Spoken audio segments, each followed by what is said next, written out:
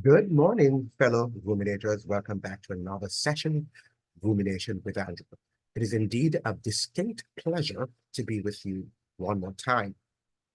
Now, this morning, we are going to be looking at Michael Manley and the Cold War. I'd like to call Michael Manley the Cold War warrior because that he was. A lot of times when we are analyzing things, we tend not to contextualize and put things into proper context, into proper perspective when we're talking about leaders. We tend to look at them sometimes from this sort of isolated perspective. But we must understand that our politics function in proper context, right? And we have to put them in the proper historical context. And that's why history is so important, perhaps the most important subject that one can study. We did not learn it well in school, neither did we learn science well. Yesterday I heard, a biologist speaking on a podcast, and he was saying that, and this was Brett Weinstein, a very famous evolutionary biologist rather in the United States. And he was saying that a lot of what we are learning in school, which I have been saying on this channel for some time now, is not put in proper context and is not made to help us to think and to help us to function in this world. For example, in his area, biology, he notices that, when you're talking about the understanding of the human organism, understanding of the human body, and who we are, being able to read that data coming from nutrition, from the food sources that we eat. A lot of us are not even scientists who are trained in biology. Let us say doctors, medical doctors, they are not trained in proper nutrition. As a result of that, sometimes they are not able to diagnose problems and they're not able to solve important medical problems that afflict their patients' bodies. Very important that we understand that our education system is superficial and it is geared to teach us what they want to teach us and what they want us to know so that we can have controlled minds and controlled brains.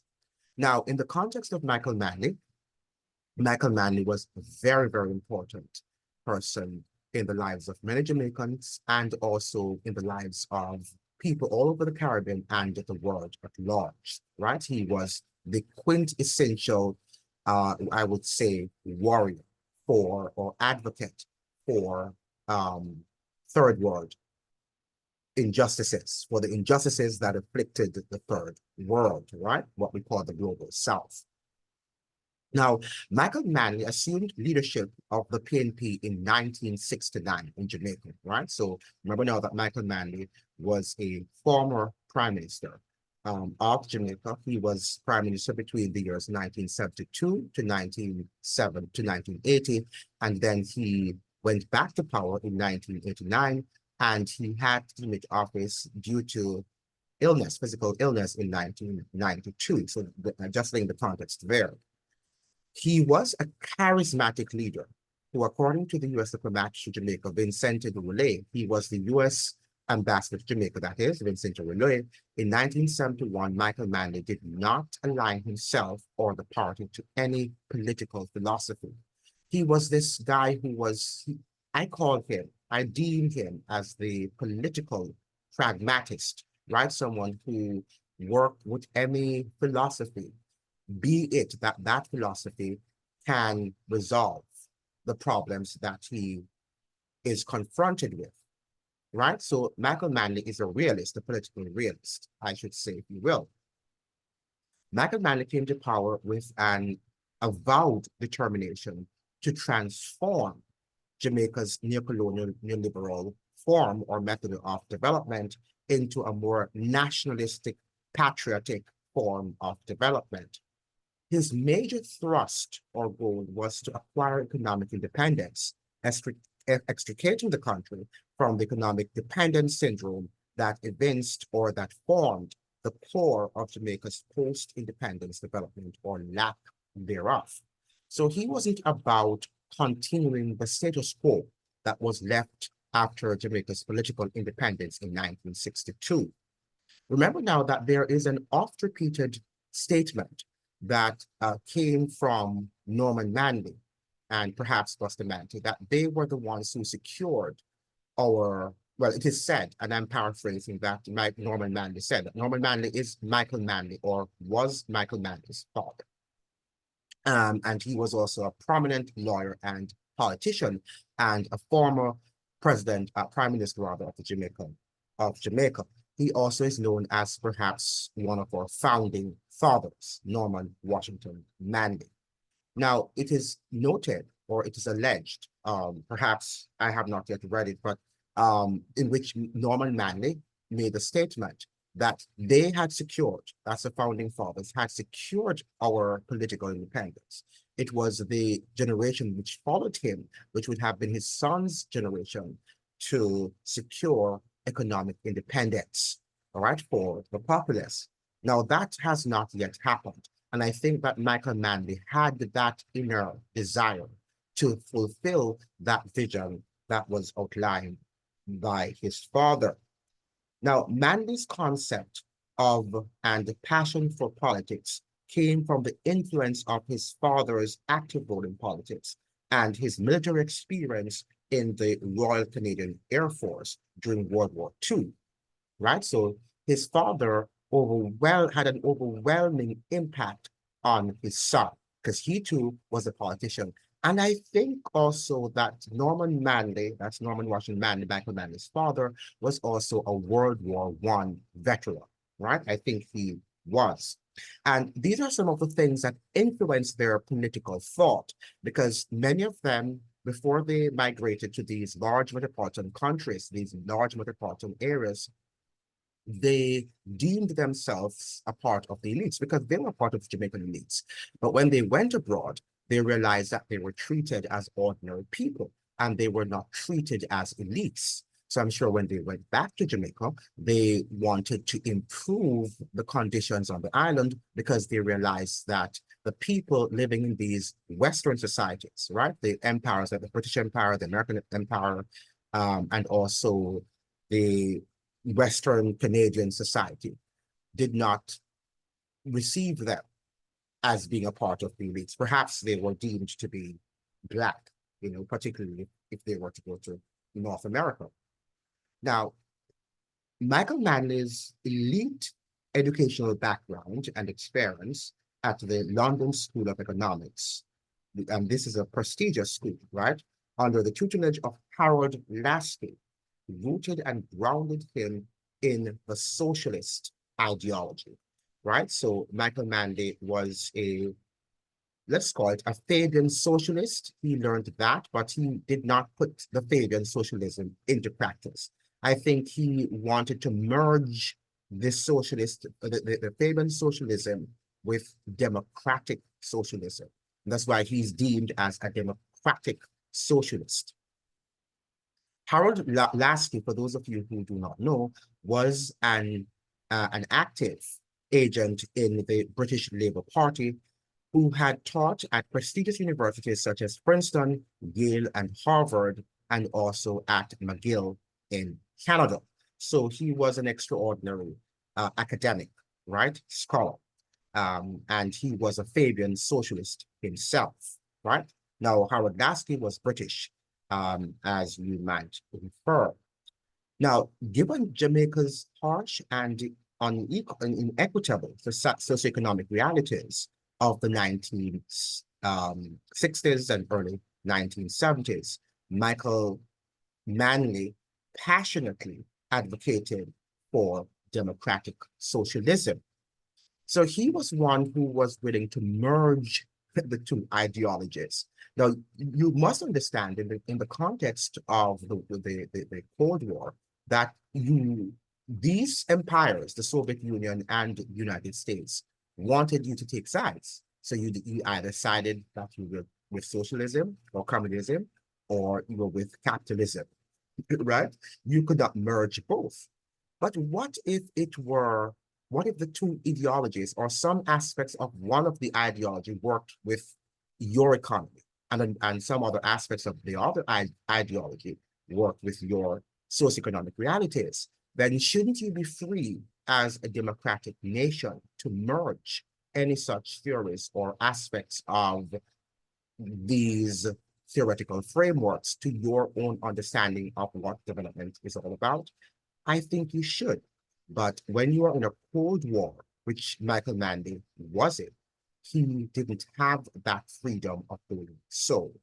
I am not sure if Michael Manley was to some extent naive if he thought that he would have been able to merge both.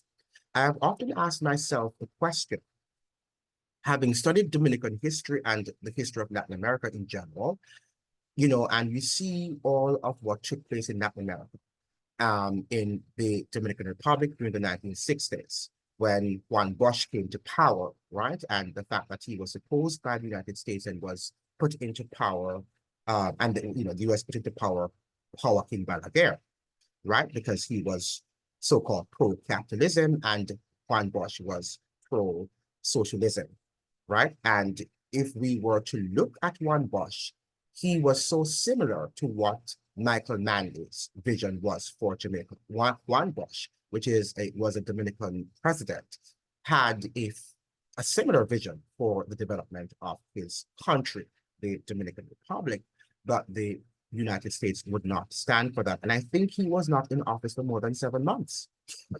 So Michael Manley was in office for a longer time than Juan Bosch was when he came to office in 1960. One thereabout or 1962. I think it was about that time that Juan Bosch came to power after the death of Trujillo, which was their dictator, right? So you had also in the 1970s, in 1973, the progressive government of Chile, right? And that government was also deposed, right, by the United States because that government also wanted to, that's Allende, right? The government of Allende. That government wanted also to lift the standard of living of his people, of his citizens, and the US did not tolerate that. We also must understand that the Monroe Doctrine is what governs the US understanding of foreign policy, particularly in this hemisphere, right? What we call the Americas, right? So the United States claims that this is her backyard and that she controls the seas or should control everything that happens here. So even though we had the Cold War and you had ideologies, waging from country to country, in terms of whether they should go with the Soviet Union or with the United States ideological framework, I think that, we need to understand that the United States would not tolerate any ideology or any other foreign power, European that is, which are, I would say, other powers too, because now we have China. But at the time, that's World War, the Cold War we're talking about, these were the two major powers that were vying for supremacy. Now, democratic socialism, as far as the magnanimous Michael Manley was concerned, was not communism, as many of his oppositional forces said it was. His vision was to build from the bottom up, providing equal social and economic opportunities to the poor, underprivileged masses on the island, right? So it was Michael Manley's quest. It was his goal that Jamaica's, socioeconomic framework would be transformed because we were, in fact, a former colonial nation, and many of our people were poor and had limited access to education and other important, important resources that would have empowered them and helped them to achieve social and economic success. Michael Manley, unlike our current crop of political and academic elites, did not embrace, and I have here, it did not embrace reality as a mere theory, but as a pragmatic principle, right? We tend in Jamaica, for example, and I would say to some extent in the world, to view education as this sort of theoretical framework.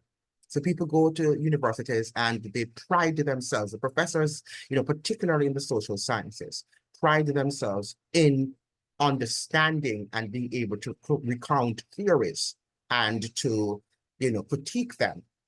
But outside of that, they have no understanding of what reality is all about. Because oftentimes these theories do not merge, do not align with the realities of the day.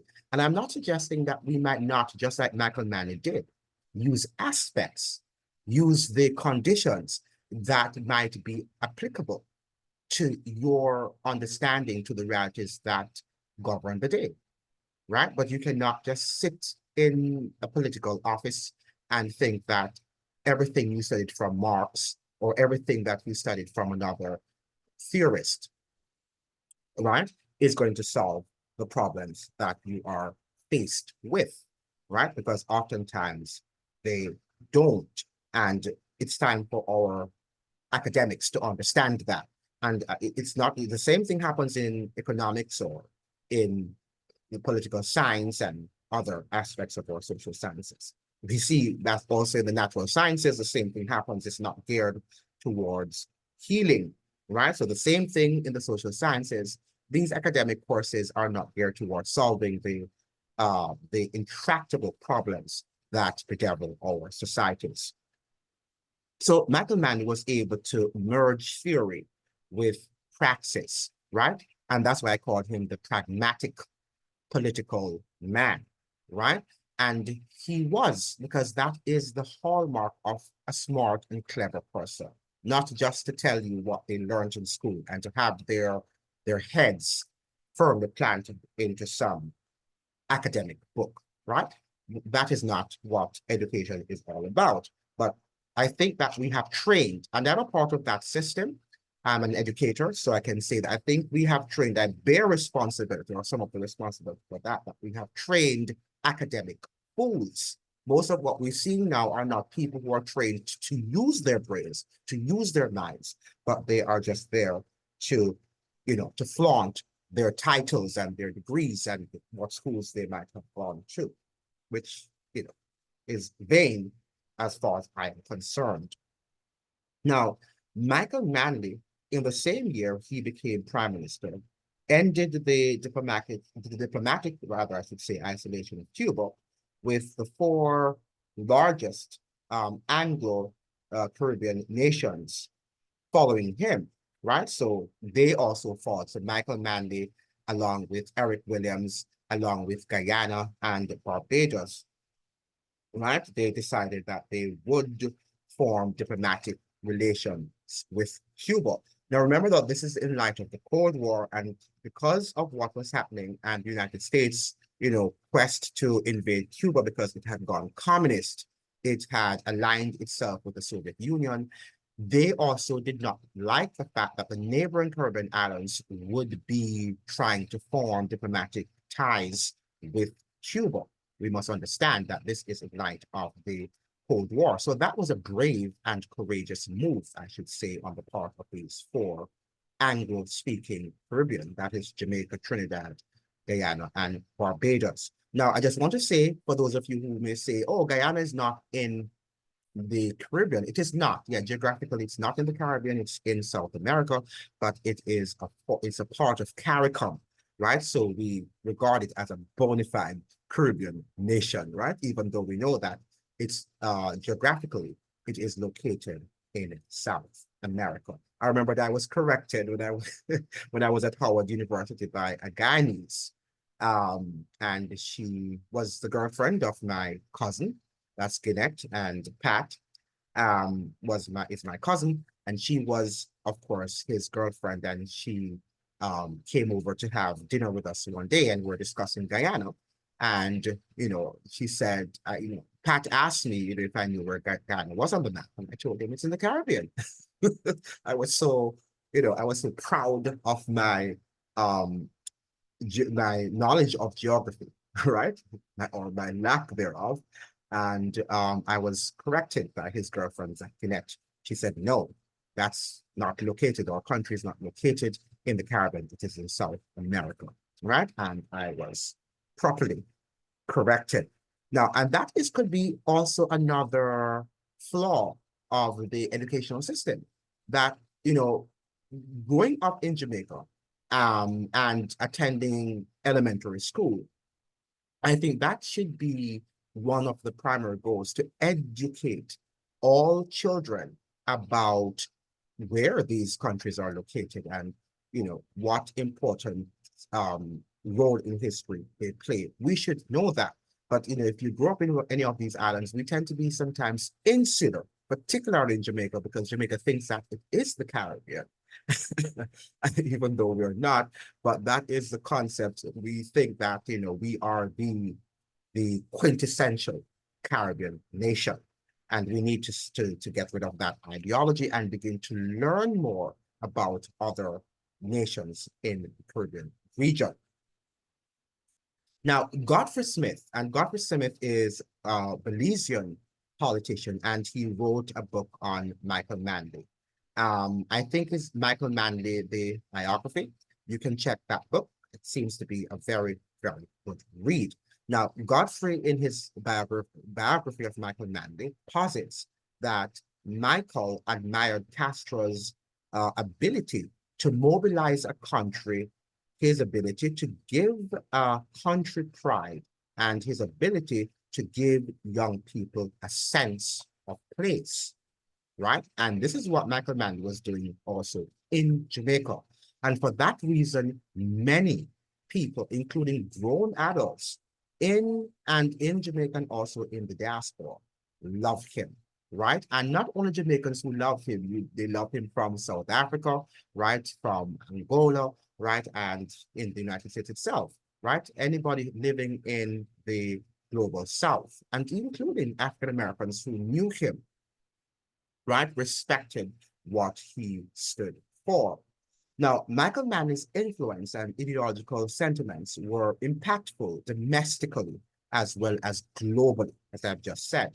The four major tenets of his political vision were to achieve social equality, and that's very, very important, particularly in the context of Jamaica, that is such a class, driven society, to eradicate, or I should say, to minimize social injustice and social inequities, to transform Jamaica's economy into a more self-reliant one, right? Because our economy was so much dependent on foreign investors and foreign investments.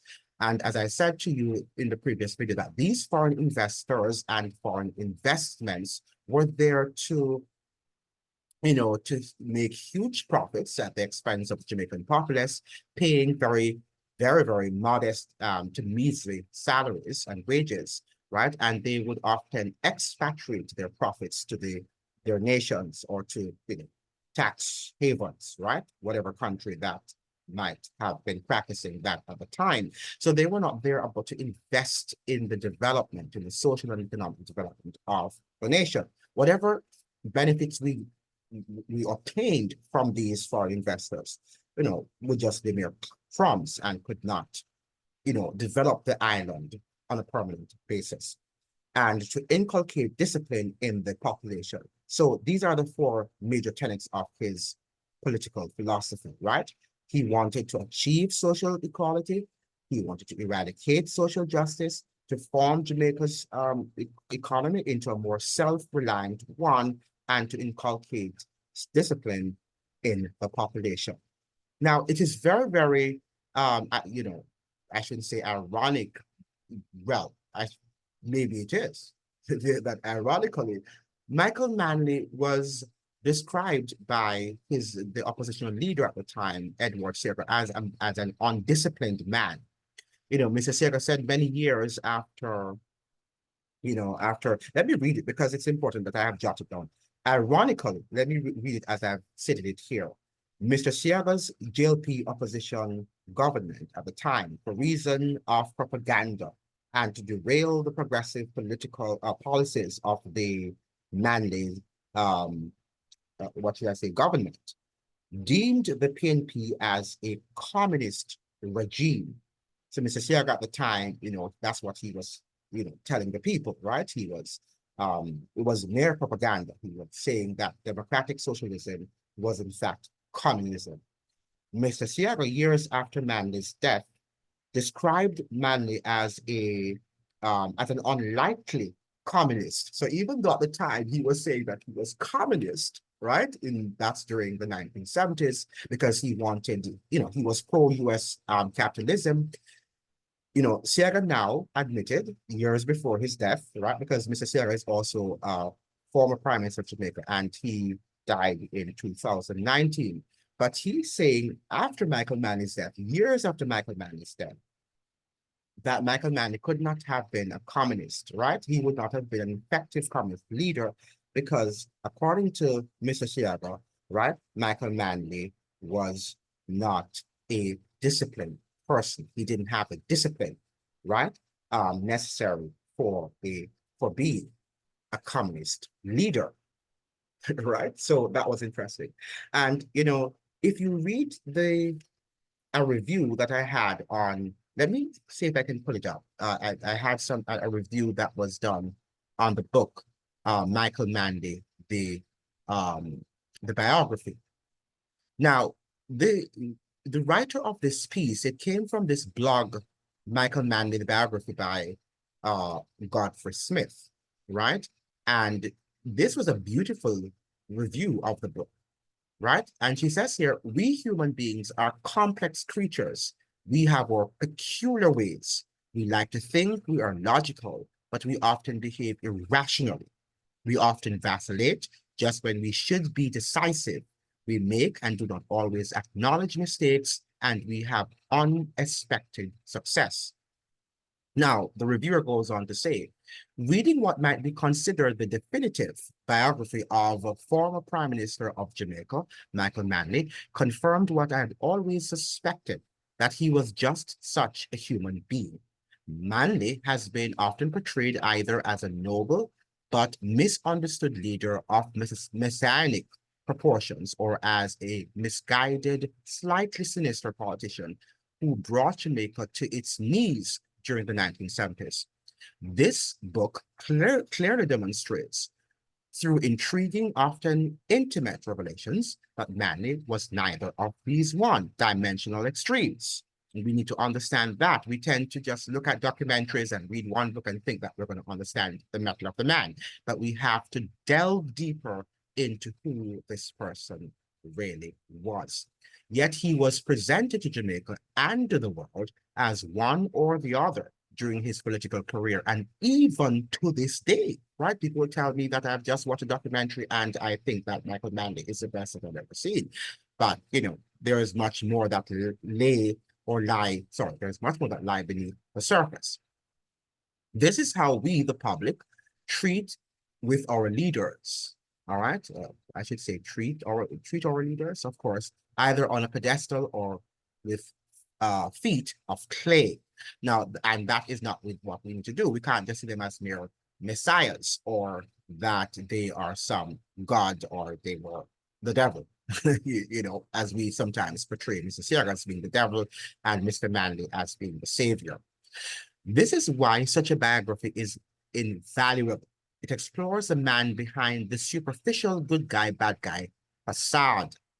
All right, so I just want to present that to you, that maybe you want to get a copy of that book, Michael Manley, the biography by Godfrey Smith, right? Because that book perhaps will shed some light on Michael Manley. It wasn't written by a Jamaican, by the way, it was written by a Belizean person. And maybe that is good because, we tend to be biased when we write our books, and it's either we write from that the person was a messiah, as the reviewer is saying, or the person was some demon, right? We tend not to be objective in our analyses. And I'm not saying we're going to be 100% objective, but we try to be fair in our judgment as best as possible. We know that no human being is objective, right? Because, as far as I'm concerned, you can only be objective when you know all the facts, right?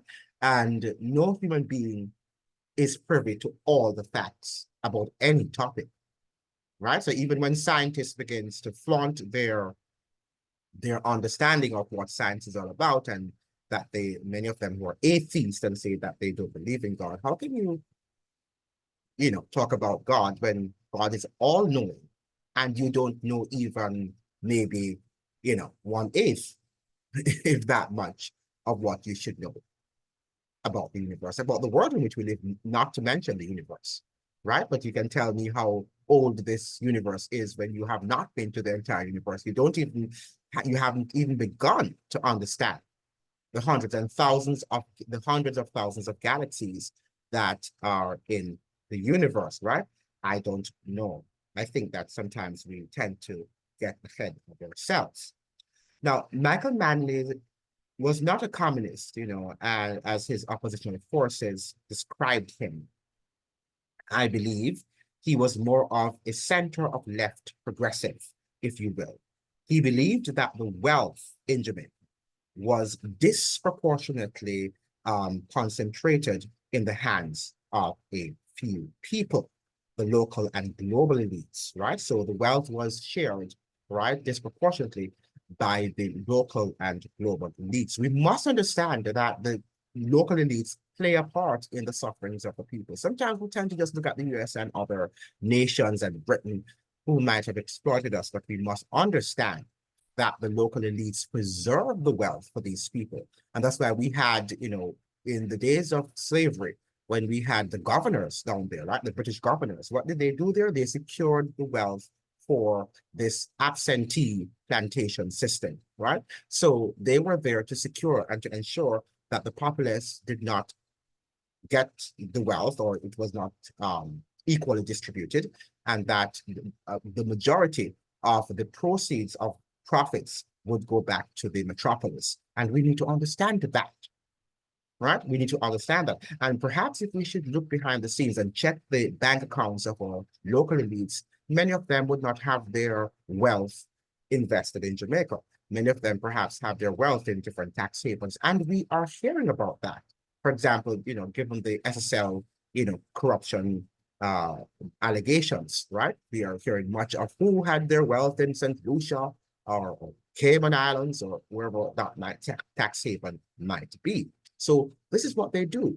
And we need to understand that. We need to understand that our elites are not working, neither our government, right, is not working in our favor, right? They are not certainly on our side. And I think many people, including people who have some level of education, still think that when the government is going here and there and going to the IMF and going to, Great Britain and representing you, they're representing the island nation, yes, but they're not representing you in terms of improving the lives of the ordinary Jamaican people. As one who had lived in the industrial progressive North, or countries, I should say, he understood clearly that those former colonizers, whether it be British or American, or Canadian, had no respect for the destitute and underprivileged citizens of the global South, right? So when you hear that they're having invasions, they don't respect you. They're just there to secure their wealth. So when the Canadians go to Haiti, for example, they're not there to protect them or in the interest of national security, as they say. They are there to secure their wealth. And they work collaboratively with other of these, large metropolitan superpowers or powers. Though he enjoined upon himself, right, the weighty responsibility, that's Michael Manley, of correcting the vicious cycle of social, political, economic, and psychological oppression in his native Jamaica, because that's what he did, right? That's what he felt that was his responsibility. That was his charge, right? To uplift Jamaicans, the masses, that is, out of their economic and social deprivation.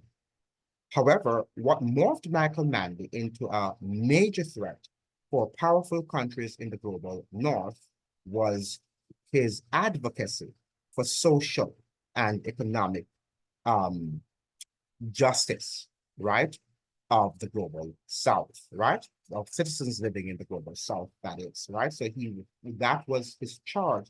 That this is what he thought he was in office for, right? Now, he was able to, as an intelligent man, all right, he was able to look at different societies and their different development objectives, right? For example, his unwavering support of Cuba in its deployment of Cuban soldiers in the Angola War, right? A policy that would greatly infuriate the US government. And that was in 1975 when he supported Cuba's deployment of soldiers to Angola. I think it was in their quest for independence. Angola was a former Portuguese colony, right? So Michael Manley supported Edward Sierra. You know, it was an interest. I think there was an interesting story that Michael Manley had gone somewhere. I'm not sure if he was coming back from Britain and he went to the United States in 1975, that was, or 1974, and he met with Henry Kissinger, right? And they discussed, you know, where he was leading because, you know, there were, you know, rumors that the CIA was already destroying, interrupting things on the island, right? In Jamaica, that is. And Michael Manley, you know, assured Henry Kissinger that he was not going communist and that he had no particular interest in communism. He was just interested in the development of the nation of his, you know, island nation, that is Jamaica. Now, Henry Kissinger told him that, you know, pleaded with him that he did not want him to support Cuba's quest to deploy soldiers to Angola. And Michael Manley, as an astute politician, told Kissinger that's Henry Kissinger, that he would think about it, right? So in the meeting in Washington, he did not just say yes or no. He told him that he would do his investigation and then he would inform him of his decision. And that's exactly what Michael Mann did. He went back to Jamaica, he did further investigation, right? And he made his decision to support Cuba. And that infuriated Washington. And that's where now Michael Manley went on down on the train of destruction, right? The United States would not hold back. They decided now that the best thing they had to do was to get rid of Michael Manley. And that happened in 1975. So we know that there was a turbulent time in 1976. Did I say that happened in 1975? Yes, not 1995, but 1975. And that the turbulent years of 1976, when many people still are saying that the CIA, you know, went on its destructive rampage of destroying Jamaica, right? And the Jamaican government under the leadership of Michael Manley. Michael Manley, in fulfilling his father's dream of obtaining economic independence, given that his father, Norman Manley, had secured previously or political independence, firmly believed that it was his quest to secure his country's socio-economic independence in order to fulfill the solemn mandate given by his beloved father. We are not privy, as I mentioned here, we are not privy to the private discussions of Michael Manley with his father, Norman Washington Manley, before he passed, right? Historians say, well, I should say some historians, because, you know, not all historians agree. And I must say that again, right? Not all historians agree, not all scientists agree, and that's why we should have an open and free democratic society so that people can air their views and they can also express, articulate their narratives, because most of what we learn in school are narratives, right?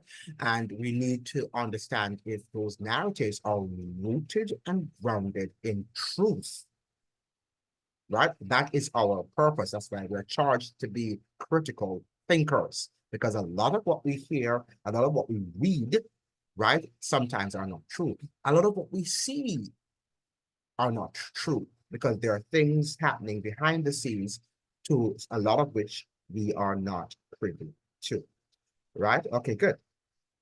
Now, there were some very important realities going on in Jamaica. I think I'm going to read you some of a little from, and this is coming from Ricardo Tyndale. Remember that Ricardo Tyndale had written this very important document, the Jamaica-US Relations, Impact of the Cold War on Jamaica, 1960 to 1984. And he is laying some here. Let me see if I share my screen with you. He's laying here some important points of what was happening in the 1970s. Yeah, let me share my screen with you and let you see it. You can say that I'm not just misquoting him, no, but I'm reading it correctly. Now, listen to what was happening in the 1970s and why Michael Manley was so passionate about Jamaica's development, because he understood that the country was being exploited at the time. Michael Manley was keenly interested in the bauxite companies. They were almost exclusively foreign owned, and they had enjoyed Jamaican tax rates for over 20 years in some cases. That's a long time, right? In the 1970s, Jamaica was the world's second largest producer of bauxite and the second largest exporter of aluminum. Indeed, the country also supplied 60% of US bauxite demand. Multinational corporations such as Aluminum Corporation of America, that's Alcoa, and Kaiser Aluminum and Chemical Corporation, Reynolds Metal Company, Aluminum Company of Canada, Alcon, and Revere Alumina were conducting mining operations in Jamaica, right? So what we see here is, let me just read here before I continue. In his first year in office, that's Michael Manley shaped Jamaica's foreign policies and its relations with the US.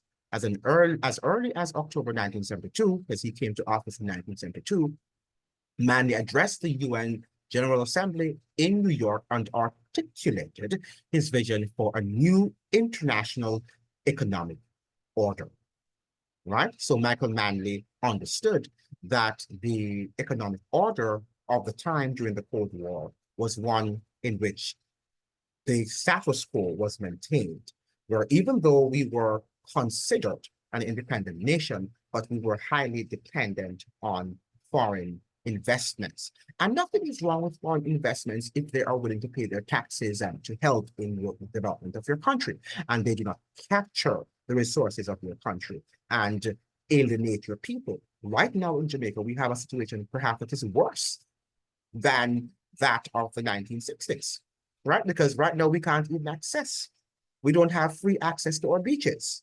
Do you know that? I'm not sure those of you who might not be Jamaicans. Jamaicans do not have free access to their beaches because you know what happened? Many of these foreign investors went there, right? And they bamboozled our governments, right? Into selling very beachfront properties in which they have, you know, taken away the rights of Jamaicans to enjoy nature and to enjoy the pleasures of going to the beach, right? And if you do have access to these beaches, you have to pay a lot of money to get in, right? In the Dominican Republic, I must say, I have not yet gone to a beach in which I had to pay, right? You don't pay a dime, you just go to the beach. And I think that's the case in Brazil, right? And these two countries practice the neoliberal economic, you know, ideology too, right?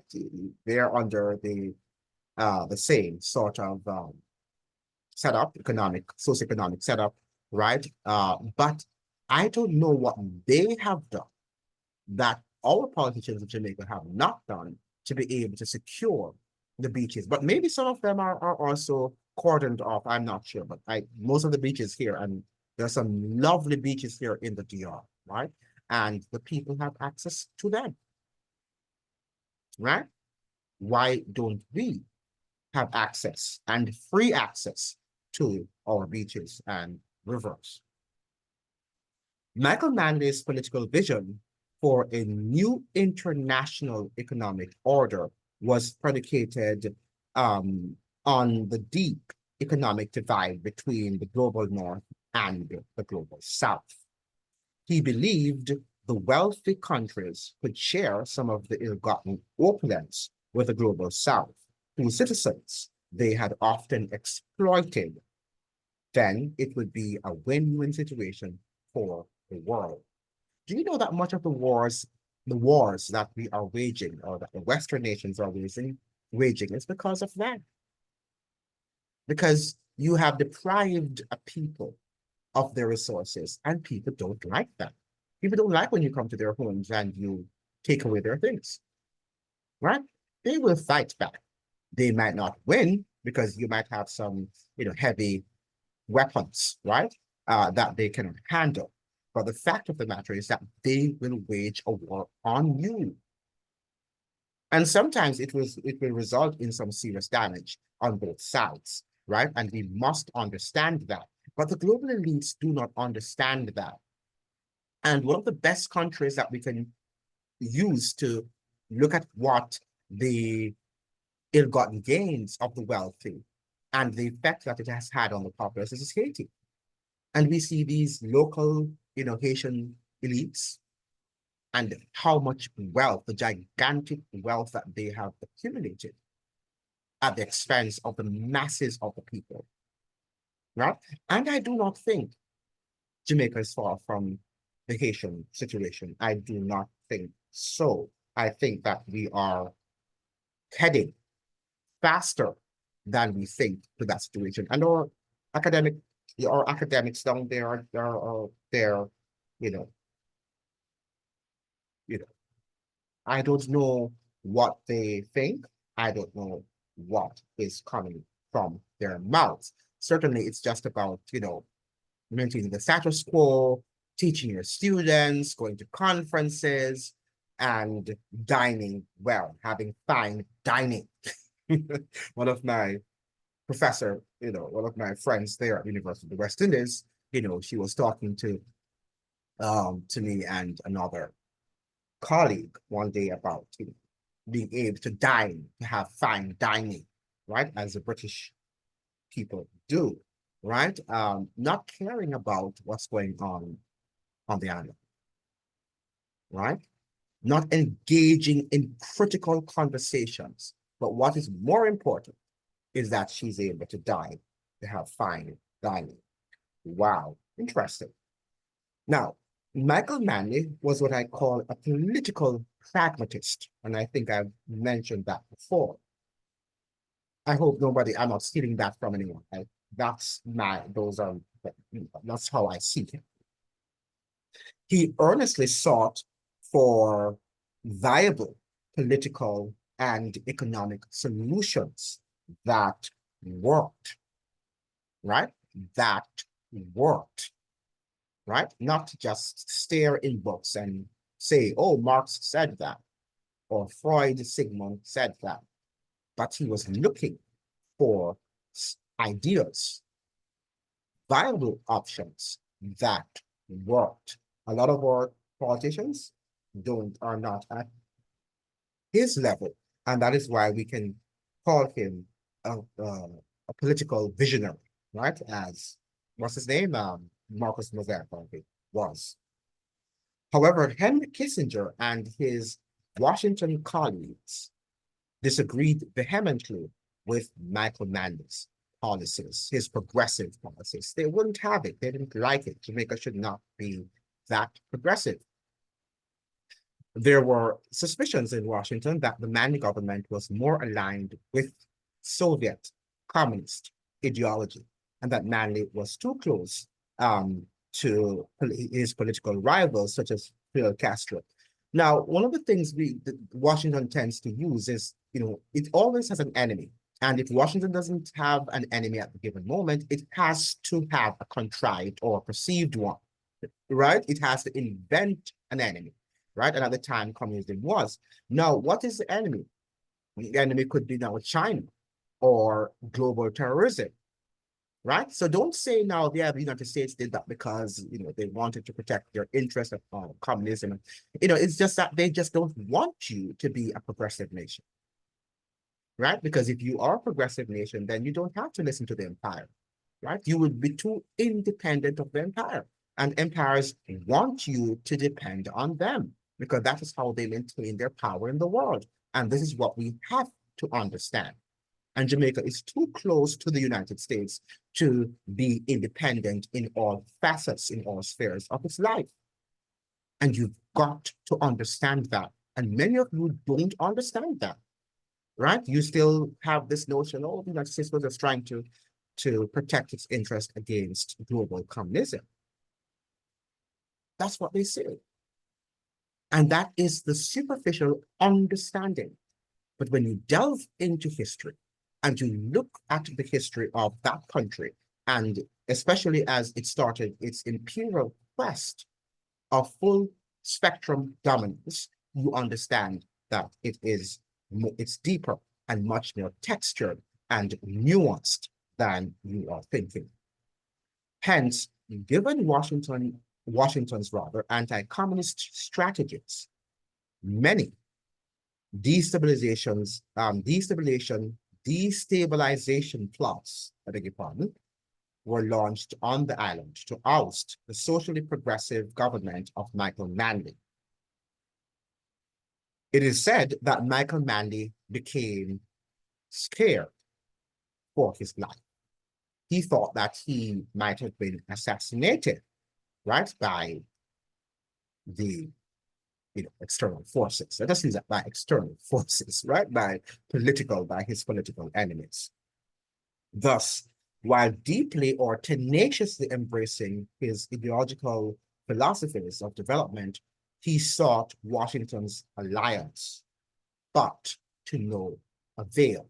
So I think it was about 1977 that he really, brought the leaders of Washington. And I think all the foreign diplomatic corps, the members of the diplomatic corps in Jamaica, he reassured them that he was not going communism and that he had no interest in communism, right? What he had interest in was for the development of Jamaica, but they still did not believe him because in his domestic policies, also in his foreign policies, he continued to be a passionate advocate for the global South, which the United States, of course, did not like.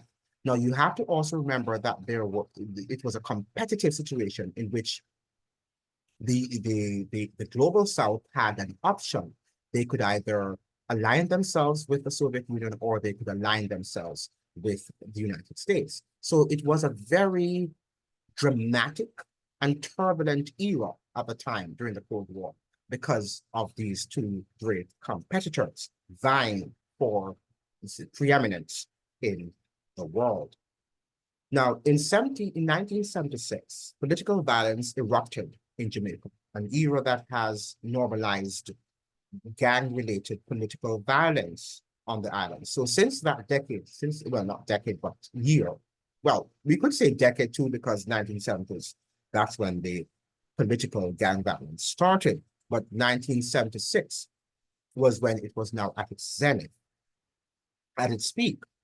The two political parties, PNP and JLP, and the PNP stands for the People's National Party. For those of you who do not know Jamaican politics, the PNP, there are two major political parties on the island, right? There are other political parties, but these are the two dominant ones, right? We have the People's National Party, we call it the PNP, and we have the JLP, which is the Jamaica Labour Party. Right now, so the two major political parties, PNP and JLP, fought tooth and nail, right, for the supremacy of their political creed or philosophy, right? So this was now the PNP under Michael Manley, believed in democratic socialism, while Mr. Seaga's party under the JLP, the Jamaican Labour Party, believed in predatory capitalism, the free market style capitalism, where the investors would come to Jamaica and they would invest and they would expatriate their profits abroad, and Jamaica would be the loser. Now, that is we must say that after 1980s, after Michael Manley was deposed, after in the elections, that actually it wasn't a coup, it was actually a general election in which he lost, right, in 1980, Jamaica reverted to the 1960, to the model of development of the 1960s, the free market style.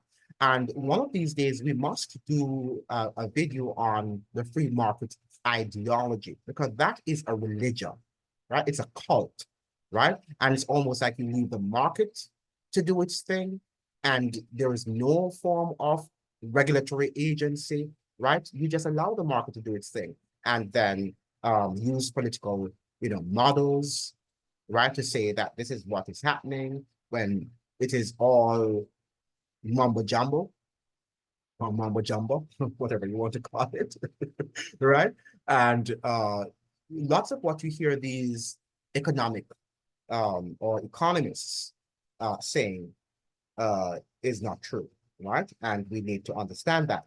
Now, one of the things is that we saw these two ideologies at loggerheads, right? We see the democratic socialism, which was advocated by Michael Manley in his PNP administration of the People's National Party, and Mississauga, which was pro-US, which was advocating, of course, unfettered and predatory capitalism.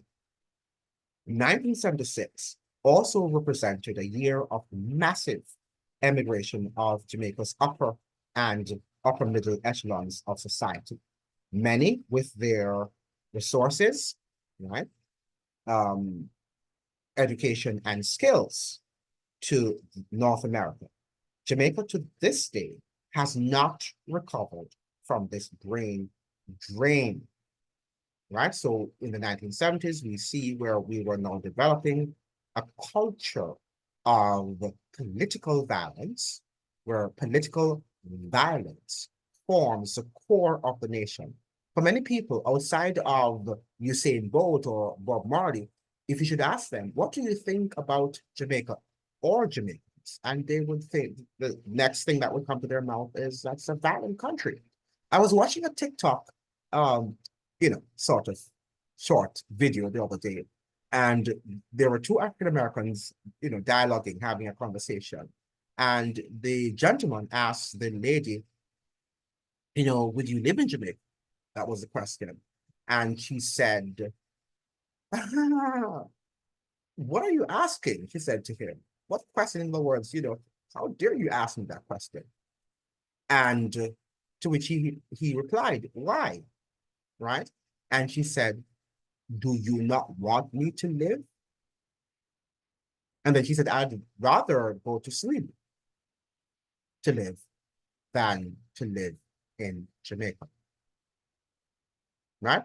Now, this is the impression that we have given to the world. So when we're talking about Bob Marley and we're talking about Usain Bolt, we've got to understand that the world sees us as a violent people, right? And that's not a good image to have, right? Well, that is not a good image to have. And I do not see where our political leaders, I do not see the will to even articulate, not only even to implement, but even to articulate a viable plan in order to minimize the monster of crime and violence that we see on the island, right? We don't see any sort of attempt to do that, right? In fact, well, we say that cultural violence was, formed the core of Jamaica's domestic and foreign policy, um, you know, sort of decisions, because, that is what we are. We're very violent. Another key aspect, another cultural aspect of the 1970s would be the significant number of educated and skilled labor force that leave the island, right? So even when the government is saying that the economy is doing very well and unemployment rates are so low, right? The lowest than we ever have seen, right? 80% of university graduates depart Jamaica, depart from the shores of Jamaica every year in search of improved economic conditions and opportunities.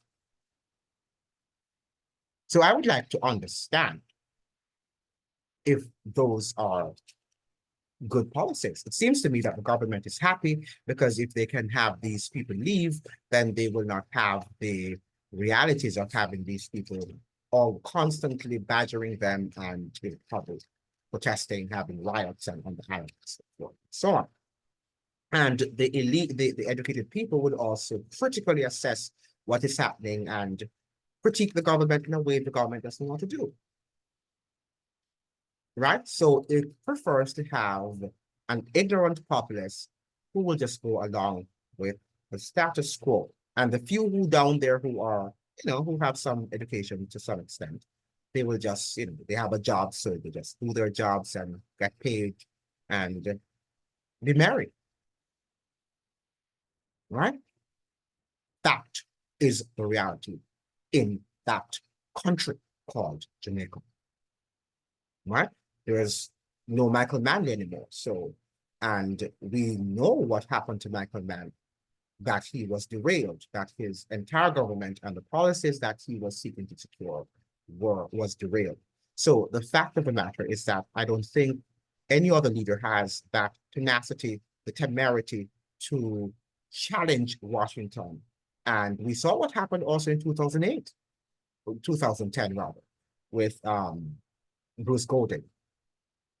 And the fact that he himself was trying to challenge Washington in his own way, and he too was deposed because Washington runs the show,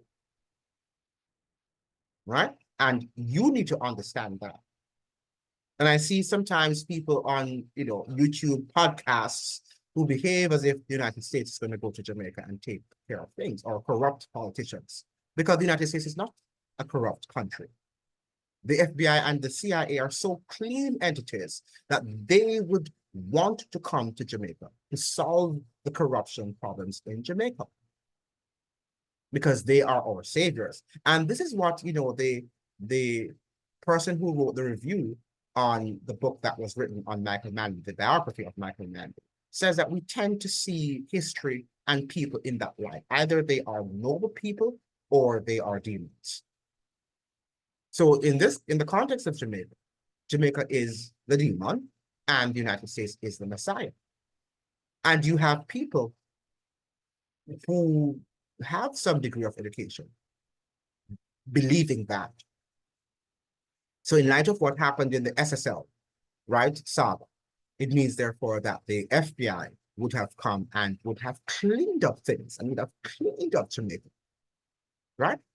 Because the FBI is such a clean, decent, and honorable institution or agency. Or is it?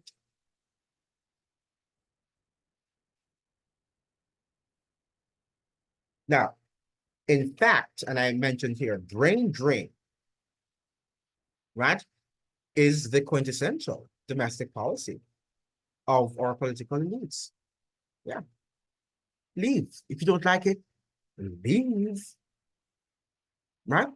This is the mandate given by the political and economic elites to those Jamaicans who are too ambitious. You're going to University of the West Indies and to University of Technology or to Northern Caribbean University or whatever university that is down there, or is down there, I should say, right?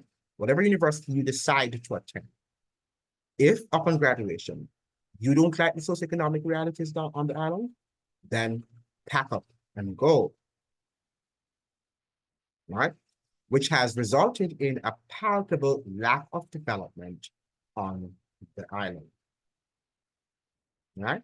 If you're having 80% of your graduates leaving yearly, and you're talking about university graduates, right? Doctors, nurses, teachers, engineers, right?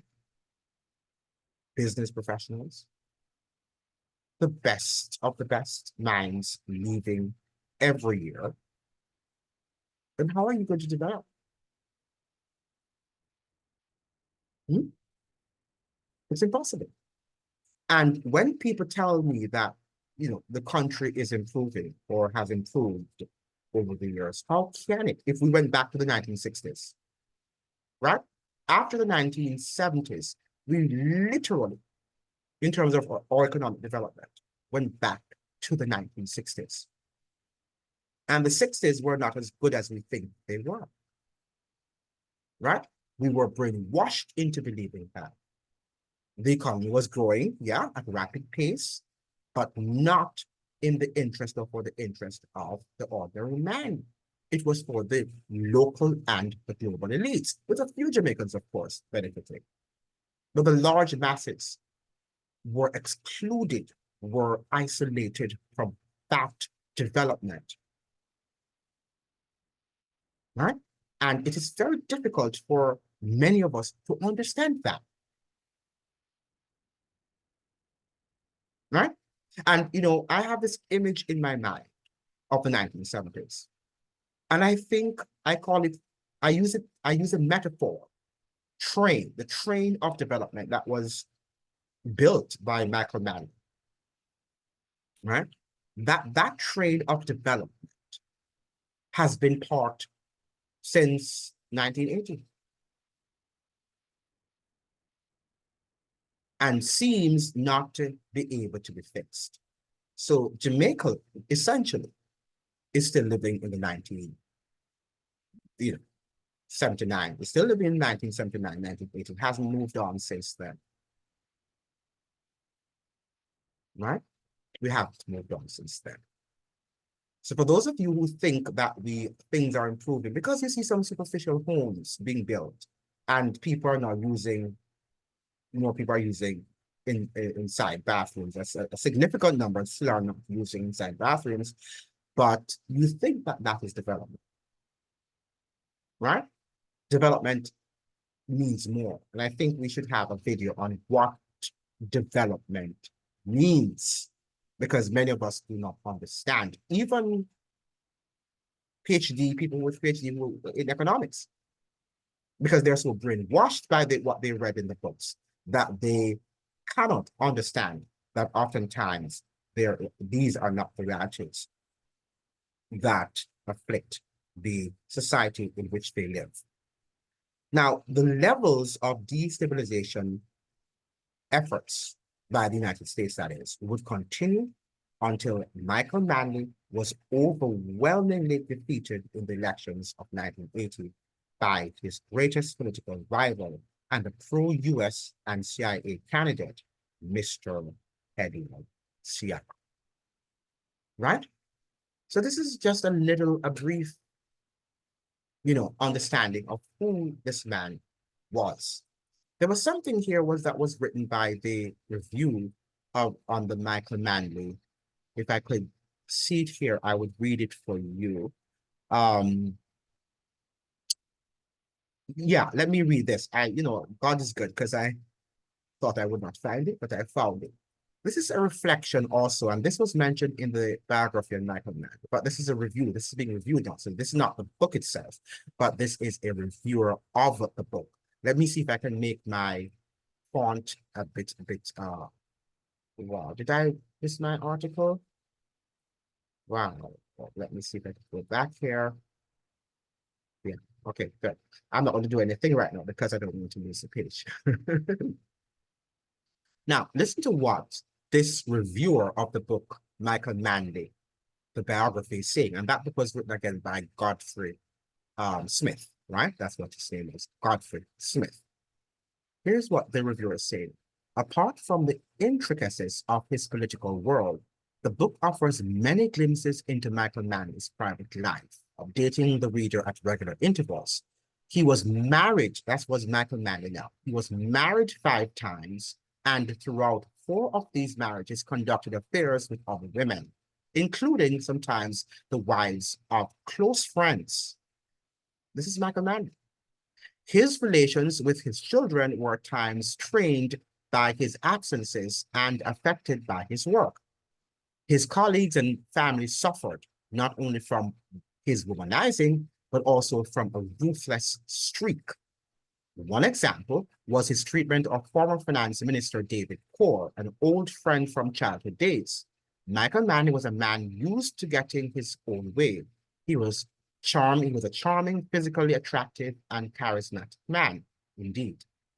He was a brilliant speaker who had a mesmerizing effect on the huge crowds who attended his meetings. He enjoyed praise and was hurt by criticism. Was he genuinely likable? The book allows you to judge for yourself, but for politicians, expediency often rules the day. Very interesting sort of analysis based on what was given, what was written, based on what was written in his biography. Now, my question is, how could Michael Manley, this womanizing that he tended to have embraced, how could he be disciplined during those turbulent era of the 1970s, right? Michael Manley had that weakness, and I'm wondering how much did that weakness, that character flaw, as a leader, and a leader during a very turbulent era, turbulent decade, what amount of discipline could he have to govern Jamaica? Right? Married 5 times and was a womanizer for the 4 marriages that he had had. And I think that his former wife, Beverly Anderson Manley, did articulate some of those things in her video when she was reflecting on Jamaica's 60th year of independence. Right? I think we need to not delve into Michael Manley's personal life, but we understand that as a leader, some of what you do in your personal life will bear on what you do in the position as a leader, right? And we need to understand our leaders a little bit more, right? And we're not getting, maybe this might come closest to what we think we should know, right? It's time for us now to understand that man is dust, right? And our political leaders are not messiahs, right? That we must hold them to account. Now, I'm not saying now that we're going to be brutal with them, because they are humans and they are flawed human beings just like you and I. But we tend to listen to the media and the images that they project and think that that is absolute truth. And we tend to read books and sometimes say that this is also absolute truth. But we need to read more and to gather the facts, and therefore we can come to conclusion. I always say that you need to ask God to declare, having read the facts, what are the truths, or what is truth? Because facts are not necessarily truth, right? And this is what we need to understand. So thank you so much for joining. I hope that you have learned a little about Michael Manley and the turbulent years of the Cold War era, right? And I hope that to elucidate in another video about a very important topical issue. Thank you so much. Merry Christmas.